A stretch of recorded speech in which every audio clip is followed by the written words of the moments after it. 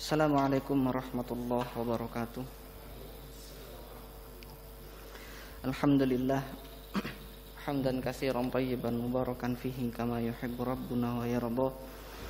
Asyhadu an la ilaha illallah wahdahu la syarikalah wa asyhadu anna Muhammadan abduhu wa rasuluh. Allahumma salli wa sallim ala nabiyyina Muhammadin wa ala alihi wa ashabihi ajma'in. Amma ba'd.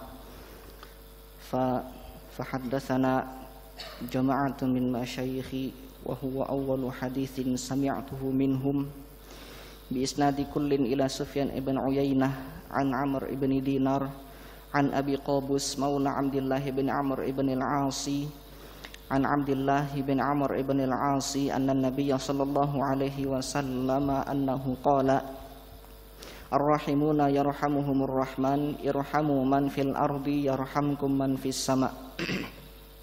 Alhamdulillah, kita kembali diberikan Allah kesempatan untuk melanjutkan kajian kita yang sempat vakum kurang lebih 3 bulan. Lama sekali waktu vakumnya kajian ini. Maka kemudian mudah-mudahan kita berdoa, mudah-mudahan Allah masih memberikan kita motivasi, masih memberikan kita semangat di dalam hati kita untuk tetap berada di jalan yang Allah ridhoi. Salah satunya adalah jalan menuntut ilmu ini, agar kita tidak mengalami keputusasaan atau mengalami, saya tidak mengatakan futur, agar kita tidak mengalami kemalasan setelah kita vakum di waktu yang cukup lama ini. 3 bulan itu waktu yang tidak sebentar. Jadi gini, sebelum kita masuk ke dalam pembahasan utama kita, sedikit saya singgung tentang arti kata futur. Mungkin pernah saya sampaikan di beberapa kajian, di beberapa majelis, tapi seingat saya belum pernah menyampaikan di sini. Ada sebuah pengalaman yang menarik. Dahulu pernah saya mendengar ada kelompok kajian lah. Ada satu majelis taklim, ada satu kelompok kajian yang juga setelah mengalami vakum karena terbentur bulan Ramadan. Itu kan biasanya ada beberapa majelis yang vakum. Kemudian setelah Ramadan selesai, Syawal masuk ke bulan Syawal, anggota kajian tersebut menghubungi ustadz yang biasanya mengisi kajian itu dan menyampaikan agar kajian dimulai kembali. Tetapi jamaah kajiannya meminta tema pertama yang disampaikan adalah kiat-kiat menghadapi futur. Kiat-kiat menghadapi futur. Kenapa? Karena kita sudah vakum kurang lebih selama 1 bulan waktu itu. Apalagi kita sekarang vakumnya 3 bulan. Kemudian muncul pertanyaan di benak saya, kalau vakumnya itu 1 bulan, tidak ada kajian sama sekali. Kemudian ketika diadakan kajian lagi, timbul rasa ogah-ogahan masuk lagi ke kajian, timbul rasa ogah-ogahan datang lagi ke kajian, melangkahkan kaki ke masjid. Apakah itu yang dinamakan futur atau bukan? Kemudian saya berusaha mengingat-ingat lagi. Ingat-ingat hadisnya, oh ternyata bukan seperti itu gambaran futur itu. Makanya tadi saya tidak katakan bahwasanya ini futur, enggak. Misalkan setelah 3 bulan kajian kemudian kita datang lagi ke kajian dengan rasa malas-malasan, ogah-ogahan, bukan ini futur itu. Karena sebagaimana yang disabdakan oleh Nabi sallallahu alaihi wasallam, inna likulli amalin syirratan wa likulli syirratin fatratan. Coba kita telaah hadisnya ini. Dari kata-kata yang disusun oleh Rasulullah. Kalau kita mempelajari sebuah hadis, yang pertama harus kita tanamkan di benak kita adalah setiap kata yang diucapkan oleh Nabi SAW ini merupakan mukjizat. Beliau punya mukjizat jawami'ul kalim.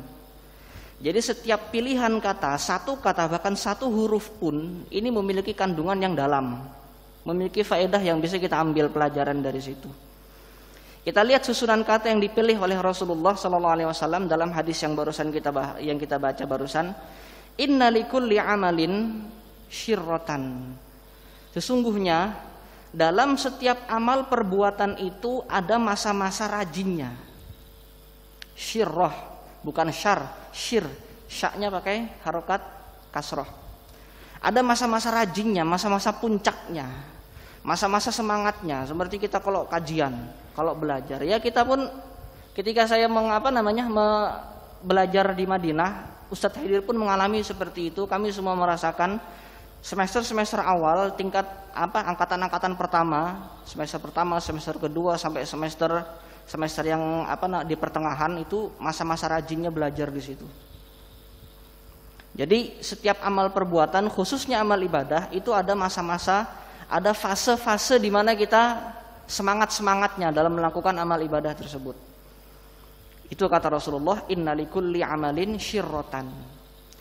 Setelah Rasulullah SAW menyebutkan syirroh ini, baru kemudian beliau menyebutkan fatrohnya, futurnya, baru beliau sebutkan di situ. Walikulli syirrotin fatrotan, kata beliau. Dan di setiap fase-fase rajin-rajinnya atau semangat-semangatnya itu nanti akan muncul masa-masa fatroh, akan muncul masa-masa yang kita kenal dengan sebutan futur.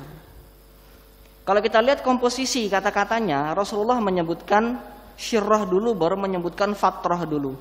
Beliau menyebutkan rajin dulu, baru menyebutkan futurnya. Di sini bisa kita ambil faedah bahwasanya yang disebut futur itu adalah setelah kita rajin, setelah kita melakukan amal ibadah itu dengan semangat-semangatnya, baru kemudian muncul rasa jenuh di situ. Ini yang disebut fatroh atau disebut dengan futur. Nah, kalau ini 3 bulan kita nggak ngaji, datang ke pengajian kok masih malas-malasan, itu berarti bukan futur. 3 bulan kosong, 3 bulan kita vakum. Atau 1 bulan, kalau misalkan vakumnya karena Ramadan misalkan, 1 bulan vakum, berarti kan kosong. Bukan pada masa-masa rajinnya seperti itu. Baik, itu tidak tepat kalau kita katakan futur yang seperti itu. Lebih tepat dikatakan ya malas. Sudah 3 bulan kosong, vakum, tidak belajar sama sekali. Ketika ditarik, diajak lagi untuk belajar kok ogah-ogahan, berarti itu malas. Itu bukan futur. Futur itu kalau sudah kita semangat-semangatnya, rajin-rajinnya, kemudian kita merasa capek, merasa lelah, merasa jenuh, baru datang fase-fase jenuhnya. Di situ yang baru bisa dikatakan futur. Nah, makanya kalau kita seharusnya 3 bulan kita nggak ngaji, kangen dong sama kajian, kan gitu. Bukan kangen sama saya, kangen sama kajian. Kangen sama masjid, 3 bulan kita nggak ketemu masjid, harusnya kita lebih kangen sama masjid. Harusnya di situ semangat-semangatnya lagi, kan seperti itu. Itu terkait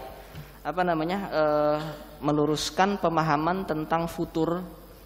Artinya, karena apa? Saya perlu menyampaikan ini karena futur itu manusiawi, futur itu wajar. Seperti yang disabdakan oleh Rasulullah dalam hadis yang tadi. Setiap amal perbuatan ada masa-masa rajinnya, masa-masa semangatnya. Fase-fase semangat ini nanti akan muncul, ketemu titik jenuhnya. Jenuh itu manusiawi. Yang tidak manusiawi adalah malas. Ini yang harus dilawan, gitu loh. Dalilnya apa? Dalilnya ketika Rasulullah mengajarkan kepada kita doa berlindung dari rasa malas. Allahumma inni a'udzubika minal ajzi wal kasali. Rasulullah berlindung dari rasa malas. Kalau memang rasa malas itu adalah manusiawi, tidak mungkin beliau berlindung dari rasa malas. Jadi yang manusiawi ini futurnya. Jadi kalau kita merasa ogah-ogahan kajian lagi, ini mungkin ini futur, ya sudah kita maklumi itu futur. Padahal kita salah paham, kan seperti itu. Tapi kalau kita menyadari, kita ogah-ogahan ke kajian, ini malas apa futur ya? Ini malas, ini harus dilawan. Lawan terus seperti itu. Jadi ini perlu diluruskan terkait pemahaman tentang futur. Kemudian yang kedua, ini mumpung masih di fase yang new normal yang pertama, ini kita belum masuk ke sini dulu. Ada pembahasan yang penting juga, ini sudah Kemarin sudah saya sampaikan di salah satu masjid, karena kemarin saya hari Jumat kemarin diamanahkan untuk menjadi khotib lagi di salah satu masjid yang sudah lama tutup juga. Saya angkat tema tentang ini, tentang seperti yang kita lakukan sekarang ini. Bagaimana kita diminta oleh DKM untuk menjaga jarak, bagaimana kita diminta untuk tetap bermasker. Ini dikira enak ngomong pakai masker gini, nggak enak. Napas saya tuh ngap-ngapan gini loh, nggak enak. Pengen saya buka tapi saya takut diusir sama Pak. Enggak. Bercanda. Mana Pak Sis ya? Udah ada Pak Sis. Mumpung udah ada orangnya. Oh, ada di sana ya. Khair Pak Sis, nggak apa-apa, bercanda. Ini dikira enak ngomong pakai masker gini, ya nggak enak. Tapi ini harus kita lakukan demi menjaga demi menjaga protokol kesehatan yang sudah ditetapkan oleh pemerintah kita melalui penelitian secara medis. Ini patut kita apresiasi, masjid ini sudah dibuka tapi dengan protokol kesehatan yang ketat seperti ini. Karena di beberapa masjid sudah buka tapi tidak pakai protokol, udah bebas saja orang masuk dan sebagainya. Kita bukan mempersulit, kita bukan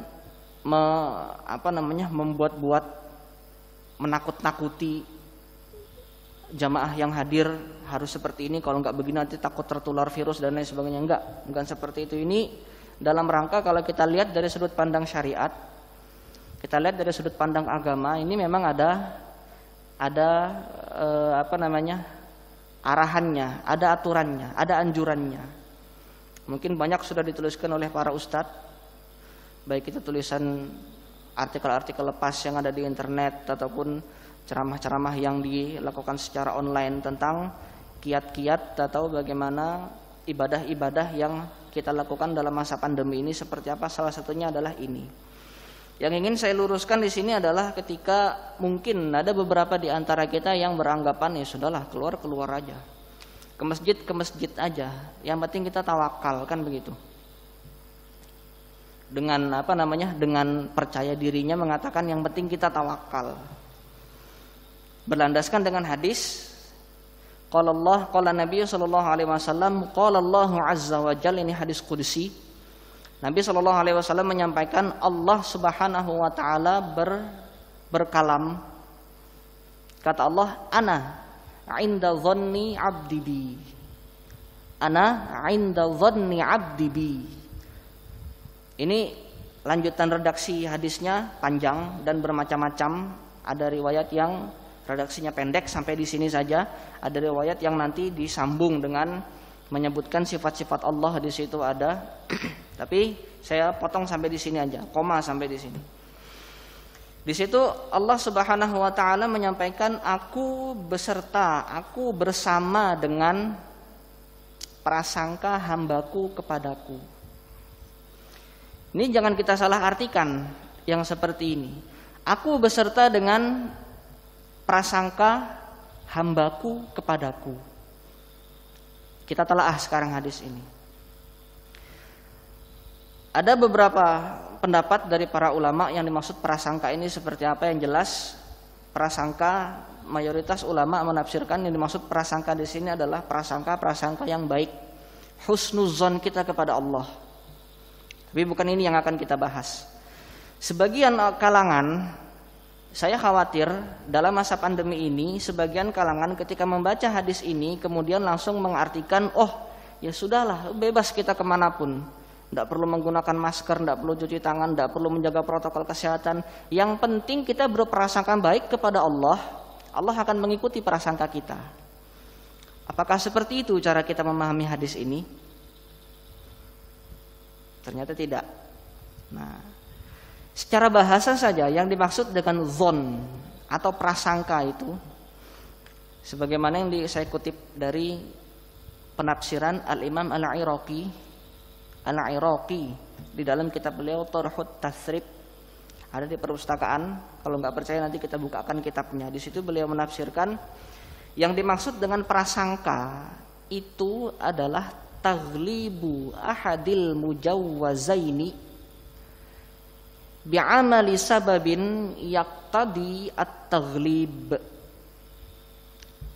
atau kurang lebih seperti ini ungkapan beliau, adalah menguatkan dua kemungkinan. Ini yang dimaksud dengan prasangka loh ya secara bahasa. Menguatkan dua kemungkinan dengan melakukan sebab yang bisa mengarahkan kepada salah satu dari dua kemungkinan ini. Kalau masih bingung saya kasih contoh.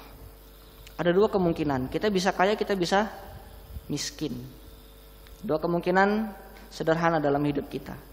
Kita bisa kaya, kita bisa miskin. Terus kita berangan-angan untuk menjadi orang kaya. Kita lemparkan angan-angan ini kepada Allah, kita lemparkan prasangka ini kepada Allah. Ya sudahlah, kita berprasangka jadi orang kaya. Terus mau gimana? Ya sudah, tinggal santai-santai di rumah. Tergantung dengan prasangka kita dong. Kita berprasangka menjadi orang kaya, nanti Allah akan ikuti prasangka kita itu. Apakah seperti itu? Enggak. Jadi prasangka yang dimaksud di situ adalah prasangka yang dilakukan, atau prasangka yang timbul dalam hati kita setelah kita melakukan sebab yang bisa menguatkan prasangka itu. Kita berangan-angan bercita-cita jadi orang kaya, ya lakukan sebab untuk jadi orang kaya. Kita berangan-angan bercita-cita jadi orang pintar, jadi ulama. Apa yang harus kita lakukan? Apakah duduk aja nyantai-nyantai di rumah dengan berprasangka nanti Allah akan ikuti prasangka kita jadi pintar sendiri? Tidak semudah itu. Ya belajar, datang ke kajian, baca buku, mengkaji, mendengarkan kajian dan lain-lain. Sebab-sebab itu harus kita lakukan untuk kita agar prasangka yang timbul dalam hati kita itu menjadi lebih kuat. Itulah prasangka yang dimaksud di dalam hadis ini. Prasangka yang akan diikuti oleh Allah, prasangka yang akan dibersamai oleh ketentuan-ketentuan Allah. Ini adalah prasangka yang timbul dalam hati kita setelah kita melakukan sebab-sebab yang menguatkan prasangka itu. Kita pengen sehat, kita pengen terbebas dari virus ini di masa pandemi ini. Terus apakah kita berjalan dengan liarnya seperti itu, tanpa memperhatikan protokol-protokol yang sudah ditetapkan pemerintah kita? Dengan modal prasangka saja apakah kita bisa selamat? Seperti itu loh maksud saya. Apakah dengan modal prasangka saja kita bisa terbebas dari itu? Ya mungkin bisa secara kebetulan, qadarullah. Tetapi kemudian agama kita menganjurkan prasangka yang kita kuatkan itu harus kita lakukan sebab-sebabnya dulu. Itu baru yang disebut dengan tawakal. Tidak serta-merta kita berprasangka, kita menyerahkan kepada Allah, tapi kita tidak melakukan apapun. Bukan seperti ini prasangka yang dimaksud di dalam hadis yang barusan kita bahas. Maka dari itu ini bukan bukan mempersulit jamaah yang datang, bukan mempersulit siapapun. Saya pun kalau dikatakan mempersulit berarti mempersulit saya juga. Dipersilahkan ngisi kajian tapi harus pakai begini-begini segala macam. Ini kan saya harusnya saya protes kalau seperti ini. Tapi memang ini yang dianjurkan oleh agama kita. Artinya kita berprasangka kepada Allah, husnuzon kepada Allah, memasukkan kita ke dalam surga. Tapi kita maksiat terus, nauzubillah. Bisa nggak masuk surga? Ya nggak bisa. Prasangka kita sudah sesuai, tapi sebab yang kita lakukan, amal perbuatan kita belum sesuai. Tidak bisa diikutin sama Allah. Kita berangan-angan bercita-cita masuk surga, ya sudah lakukan sebab-sebab agar kita bisa masuk surga. Jadi itu yang dimaksud dengan prasangka yang disebutkan di dalam hadis ana inda dhanni abdi bi. Bukan prasangka-prasangka yang kosong tanpa sebab dan usaha, tetapi prasangka-prasangka yang dilakukan dengan upaya dan sebab-sebab itu tadi. Kalau hanya sekedar prasangka-prasangka belaka itu bukan prasangka namanya, bukan zon namanya. Tamani kalau dalam bahasa Arabnya itu.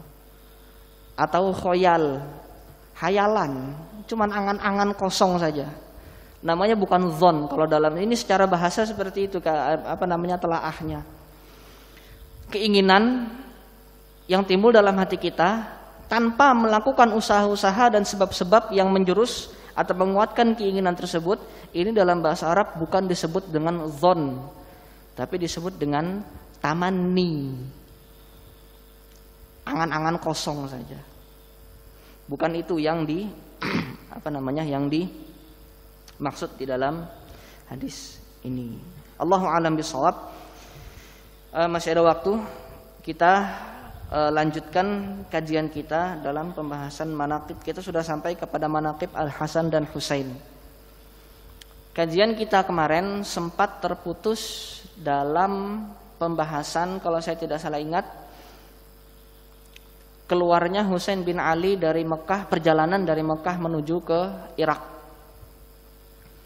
Tapi kemarin sempat kita rekamkan, sempat kami rekamkan, sempat diupload di YouTube juga. Di situ lanjutan kajiannya bukan lanjutan perjalanannya ini, tapi langsung menuju ke bab Sahih Bukhari-nya.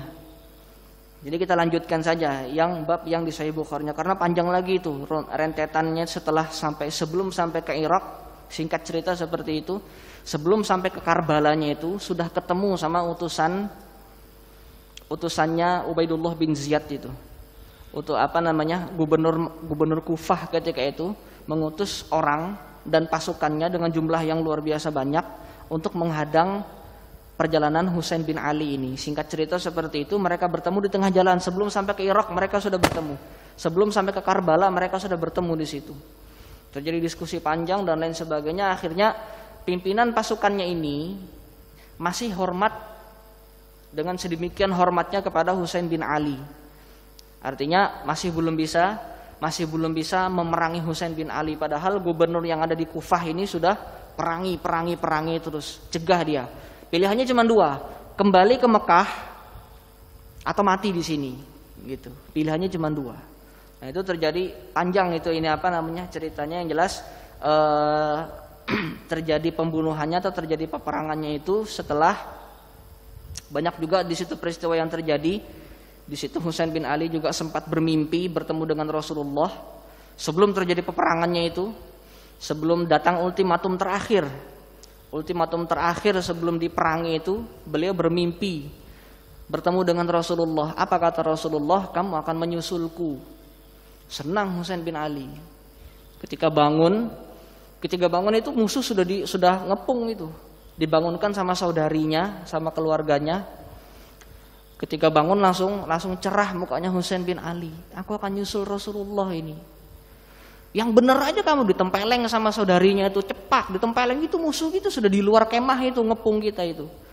Enggak peduli, aku mau ketemu sama Rasulullah, sudah senang itu. Nah, jadi singkat cerita sudah kemudian bertemu dengan musuhnya itu, dan musuhnya pun juga diamanatkan oleh Ubaidullah bin Ziyad agar tidak banyak darah yang tertumpah di situ. Diamanatkan, musuh utamanya cuma Husain. Keluarganya disebutkan itu satu-satu itu. Ada Abdullah, ada Ja'far, ada 4 orang yang disebutkan ini. Saudara-saudaranya Husain ini biarkan mereka pulang. Jamin keamanannya, jangan sampai jangankan luka, lecet sedikit pun jangan sampai. Musuh kita Husain. Itu kata gubernur Kufahnya itu, kata Ubaidullah bin Ziyad. Kalau Husain sudah ketangkap, yang lainnya lepas, istilahnya gitu. Husain pun sudah mewanti-wanti pengikutnya. Yang dimusuhi ini cuma saya. Sebelum peperangan itu terjadi, sebelum pertempuran terjadi, Husain berkhutbah di hadapan pengikutnya, pasukan-pasukannya beserta keluarganya. Sekarang saat ini silahkan kalian kembali ke Mekah. Silahkan kalian kembali ke Hijaz. Biar saya yang melanjutkan perjalanan ke Irak. Loh, kenapa seperti itu? Ya musuhnya cuma saya. Mereka cuma punya urusan sama saya, bukan sama kalian. Daripada kalian ikut-ikutan tertumpah juga darahnya secara sia-sia, pergi. Biar saya yang hadapin mereka. Itu sudah diperintahkan oleh Husain ketika itu. Tapi karena pengikutnya juga hormat sama Husain, tidak mungkin kami pulang berleha-leha dengan keluarga kami di Mekah, sementara Anda di sini berkecamuk perang bersama dengan mereka. Tidak mau kami pulang. Ya sudah, terjadi pertempuran di situ. Sampai akhirnya Husain meninggal radhiyallahu anhuma. Di sini ada satu hadis ada beberapa hadis dalam ini, kemarin sudah kita bahas 2 hadis. Kemudian hadis yang selanjutnya ini juga menjelaskan tentang kemuliaan Husain, tapi ada beberapa hadis yang sudah kita bahas di bab-bab yang terdahulu. Di sini ada saya kutipkan, mumpung waktunya masih sempat, saya kutipkan satu hadis saja. Qala haddatsana Muhammad ibn Bashar qala haddatsana Gundar qala haddatsana Syu'bah an Muhammad ibn Abi Ya'qub sami'tu ibn Abi Nu'min sami'tu Abdullah ibn Umar wa sa'alahu 'anil muhrim qala Syu'bah ahsibuhu yaqtuluz zubaba faqala ahlul Iraqi yas'aluna 'aniz zubab wa qad qatalu ibnati Rasulillah sallallahu alaihi wasallam wa qala Nabi sallallahu alaihi wasallam huma raihanataya minad dunya.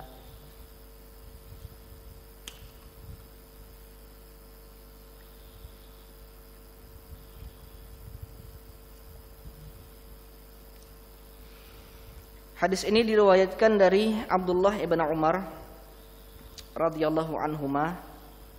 Suatu ketika beliau ditanya tentang muhrim, orang yang berihram. Kata salah satu perawi hadisnya di sini, aku mengira ahsibuhu yaqtuluz zubab. Ada seorang yang sedang berhaji dalam keadaan sudah berihram yang berasal dari Irak. Ini orang Irak nih. Setelah kejadian terbunuhnya Husain bin Ali, kemudian berhaji bertemu dengan Abdullah ibn Umar radhiyallahu anhuma. Kemudian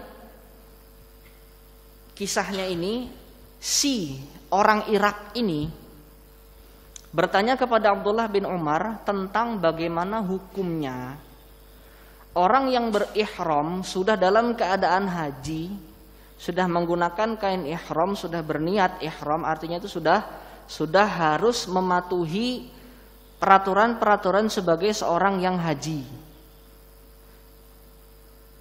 dengan sedemikian ketatnya. Salah satu peraturannya adalah orang yang berhaji yang sedang berada di tanah haram tidak boleh berburu,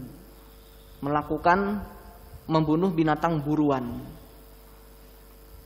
Orang Irak ini qadarullah entah sengaja atau tidak membunuh seekor lalat, mati lalatnya. Padahal itu bukan binatang buruan dan dia sedang tidak berburu. Yang tidak boleh itu kan orang ihram itu berburu binatang buruan. Binatang buruan kita tahu, binatang-binatang yang bisa dimakan, hewan-hewan yang bisa dimakan, itu binatang buruan dan harus diburu. Para ulama pun berbeda pendapat, kalau yang berburu ini orang lain, kemudian hasil buruannya dikasihkan ke orang ihram, apakah boleh atau enggak, masih berbeda pendapat. Tapi yang jelas yang tidak boleh dilakukan secara mutlak itu adalah berburunya ini dan perbuatan berburunya ini. Ada atau tidak korban buruannya ini juga sudah tidak boleh. Jadi patokannya berburunya ini yang tidak diperbolehkan. Itu untuk orang yang ihram saja. Nanti beda lagi kasusnya kalau orang yang bukan ihram, tidak melakukan ibadah haji tapi dia berada di tanah haram. Ini binatang-binatang apa saja yang boleh atau tidak boleh dibunuh, ini ada beda lagi temanya, babnya beda lagi. Yang jelas ini dia sedang berihram, sedang berhaji, kemudian secara tidak sengaja membunuh seekor lalat. Secara sengaja atau tidak Allahu alam. Yang jelas ada lalat yang terbunuh dari tangannya. Kemudian dengan tergesa-gesa, dengan sedemikian kuatnya rasa khawatirnya dalam hatinya, bertanya kepada Abdullah bin Umar, bagaimana hukumnya ini? Apakah saya harus membayar dam? Apakah saya harus membayar denda? Kan seperti itu.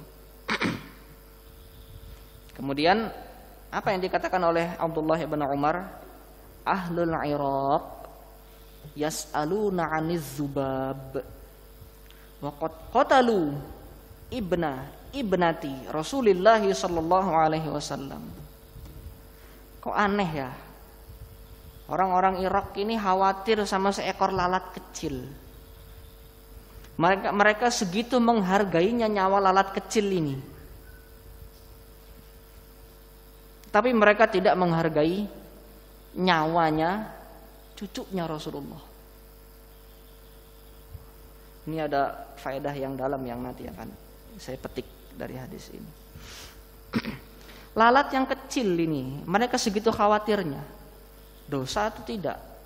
Bayar dam atau tidak? Sah atau tidak hajinya ini? Tapi di sisi lain, dengan murahnya, dengan ringannya, mereka tumpahkan darahnya Husain bin Ali. Meskipun itu dilakukan di luar tanah haram. Membunuh seekor lalat, meskipun dilakukan di tengah tanah haram, dilakukan oleh orang yang sedang berihram, derajatnya masih lebih kecil, masih lebih ringan dibandingkan membunuh, menumpahkan darahnya cucunya Rasulullah, meskipun dilakukan di luar tanah haram. Mereka dengan segitu ringannya, segitu murahnya membunuh Husain. Tapi sama lalat kok segini khawatirnya. Kenapa mereka tidak berpikir seperti ini sebelum mereka tusukkan, sebelum mereka sembelih Husain itu? Kenapa mereka tidak berpikir seperti ini? Kira-kira maksudnya Abdullah bin Umar seperti itu. Harusnya ini juga mereka pikirkan sebelum mereka penggal kepalanya Husain itu. Tapi mereka justru lebih menghargai nyawanya seekor lalat daripada cucunya Nabi SAW. Padahal Rasulullah sudah mengatakan, huma royhanataya minat dunya. Dua-duanya ini, Hasan dan Husain, adalah royhanahku di dunia ini. Apa yang dimaksud dengan royhanah? Royhanah itu kan satu jenis bunga. Satu jenis bunga yang memang harum baunya. Saya pernah ketemu itu. Di Madinah ada satu jenis bunga, agak kecil gitu bunganya, bunga royhanah itu. Makanya banyak di kita ini kan kalau ngasih nama anaknya Royhan, Royhanah itu kan. Ya bisa jadi berlandaskan hadis ini. Kecil bunganya itu tapi harum. Kenapa? Apa hikmahnya? Kenapa Nabi SAW mempermisalkan Husain bin Ali dengan bunga Royhanah ini? Kita kalau ketemu bunga yang harum bawaannya pengen nyium aja kan gitu. Sekali nyium ketagihan. Nyium terus sampai bunganya itu layu, tidak ada baunya lagi, baru kita selesai nyiumnya. Kita kalau punya parfum yang kita senangi baunya, saya kalau ada parfum di rumah itu, saya senang sama baunya itu, jarang saya pakai. Bapak saya juga seperti itu, ada satu parfum itu, saya belikan waktu masih mahasiswa tuh sekitar tahun 2015 atau 2016 tuh, sampai sekarang masih ada parfumnya. Pak, udah habis-habis Pak parfumnya Pak. Iya, dipakai setahun sekali aja. Kalau mau sholat id baru dipakai itu. 2 kali lah, setahun 2 kali dipakai. Kalau mau sholat id, Idul Fitri atau Idul Adha baru dipakai itu parfumnya. Artinya apa? Kalau kita ketemu dengan satu yang seperti bunga royhanah ini tadi, harum baunya, itu bawaannya pengen nyium aja. Seperti itulah sikapnya Rasulullah kepada kedua cucunya ini, Hasan sama Husain. Kalau ketemu itu bawaannya pengen nyium aja. Saking sayangnya beliau, bawaannya pengen nyium aja terus.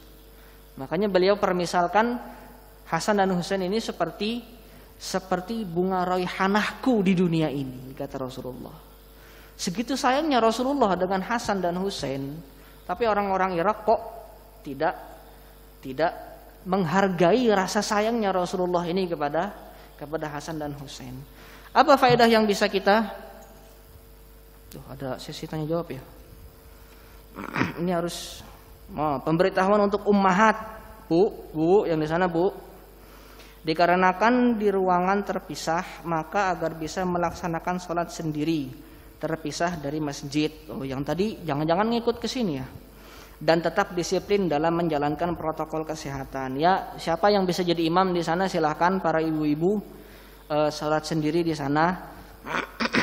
Karena ya ini pembahasannya panjang lagi nanti tentang saf sholat ini, apakah boleh dilakukan terpisah seperti di sana, apakah boleh dilakukan dengan layar seperti itu pembahasannya panjang lagi nanti.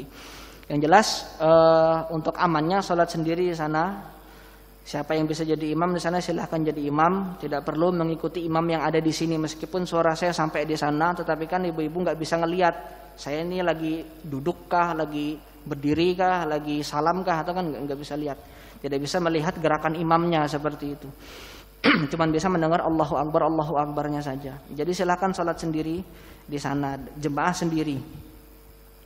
Kembali ke pembahasan ini, yang ingin saya bahas adalah faedahnya, orang-orang Irak di sini mereka terlalu berat, terlalu repot memikirkan sesuatu yang sebenarnya tidak substansial, tetapi mereka terlena dan mereka justru tidak menghiraukan sesuatu yang sifatnya lebih berat daripada lalat ini. Ini agak sensitif ya, mohon maaf. Misalkan ada yang ikhwah yang baru belajar, seperti saya dulu. Saya dulu juga ketika lulus gontor itu baru kemudian saya belajar tentang apa itu manhaj, belajar tentang bagaimana mempelajari agama yang benar dan seperti itu. Baru ketika saya sudah lulus dari gontor itu baru saya memperdalam.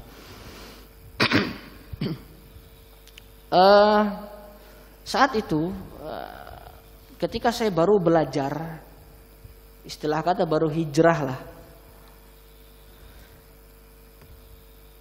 baru saya hijrah, belum mempelajari secara mendalam makna syahadatain, belum mempelajari secara mendalam apa perbedaan antara syirik besar dengan syirik yang kecil. Itu belum mempelajari dalam secara masalah itu. Belum mempelajari secara mendalam pembagian tauhid rububiyah uluhiyah, apa bedanya rububiyah uluhiyah, fokusnya di mana uluhiyah, fokusnya di mana rububiyah. Belum secara dalam mempelajari tentang itu, sudah dikenalkan dengan konflik ihya'ut turas. Apa itu konflik ihya'ut turas? Yang nggak tahu alhamdulillah, nggak usah tahu, nggak perlu tahu, itu bukan substansi. Celakanya di situ. Ketika kita baru belajar, baru hijrah, sudah dikenalkan ihya'ut turas itu begini. Wow, berarti kalau ada yayasan yang dapat talangan dana dari ihya'ut turas itu begini. Yang nggak dapat itu berarti kokoh dan lain sebagainya. Sudah dikenalkan di situ. Padahal tauhidnya aja belum beres, ibadahnya aja belum beres, dipelajari. Sudah dikenalkan dengan hal-hal yang tidak substansial. Kejadiannya sama. Saya tidak mengkiaskan dengan orang-orang Irak di sini ya. Tapi kurang lebih seperti itu gambarannya. Gambarannya orang Irak yang ada di sini seperti itu. Mereka terlalu sibuk, terlalu repot memikirkan hal yang sebenarnya tidak substantif. Tidak penting gitu kita memikirkan nyawanya lalat itu. Yang lebih penting kita memikirkan nyawanya Husain bin Ali. Tapi kok justru mereka terlena dan mereka membuang begitu saja dengan sia-sia. Membunuh dengan begitu, dengan bukan sia-sia ya. Husain bin Ali nggak sia-sia, wafatnya nggak sia-sia. Yang sia-sia itu yang bunuh ini loh, yang sia-sia. Dapat apa mereka? Karena memang kalau kita lihat lagi sejarahnya itu sia-sia. Yang bunuh ini takut ancaman gubernur Irak ini. Kalau kamu lepaskan Husain itu, keluarga kamu di Kufah nggak akan aman, jabatan kamu di Kufah akan diganti dengan orang lain. Singkat kata seperti itu. Jadi kalau kamu lepaskan Husain bin Ali ini, kamu pulang ke Kufah dalam keadaan miskin, tidak bisa apa-apa sudah. Itu yang dia takutkan. Dia juga masih setengah hati untuk membunuh Husain bin Ali ini. Utusan dari panglima dari gubernur Kufahnya ini masih setengah hati. Tapi karena dia takut dengan ancamannya ini tadi, gubernur Kufah ini tadi, ya sudah. Dengan ringannya mereka berserta dengan pasukannya membunuh Husain bin Ali. Ya kita jangan sampai seperti itulah. Kalau mau belajar, betul-betul belajar, kita lihat hal-hal yang memang betul-betul substantif. Jangan terlalu repot dulu kita menyeleksi. Ini kita harus belajar sama ustadz siapa ini? Ustadz sana boleh nggak? Ustadz sana boleh nggak? Terlalu sibuk kita menyeleksi ustadz, nggak belajar kita akhirnya. Terlalu sibuk kita menyeleksi guru, nggak belajar akhirnya kita. Sampai tua kita sibuk menyeleksi ustadz sana, ustadz fulan, nggak belajar akhirnya. Lah terus kapan kita boleh menyeleksi ustadz dan lain sebagainya? Boleh menyeleksi siapapun kalau kita sudah bisa menyeleksi perkataannya. Panjang lagi nih kalau saya mau bahas. Jadi yang diseleksi bukan orangnya, tapi perkataannya, ucapannya dan perbuatannya. Ketika ucapannya itu sesuai dengan sunnah, loh, taunya sesuai dengan sunnah gimana? Loh, berarti antum belum bisa menyeleksi. Ya sudah, belajar dulu. Kan gitu. Ada ustadz ngomong begini-begini, fatwanya sesuai dengan sunnah atau enggak? Loh, antum tahu enggak itu sesuai dengan sunnah? Enggak tahu ya, berarti antum belum layak untuk menyeleksi. Ya sudah, belajar dulu. Artinya enggak perlu repot menyeleksi sana sini dan lain sebagainya. Jadi yang diseleksi itu perkataannya, bukan orangnya. Ada salah satu kisah dari salaf kita, Ibnu Hurmuz. Itu kalau tidak salah gelarnya atau lakopnya Al-A'raj atau bukan A'mash ya. Al-A'raj kalau nggak salah itu. Salah satu ulama hadis di kota Madinah. Gurunya Imam Malik bin Anas. Ada salah satu yang menarik, suatu ketika beliau pernah diprotes sama salah satu muridnya. Diprotesnya kenapa?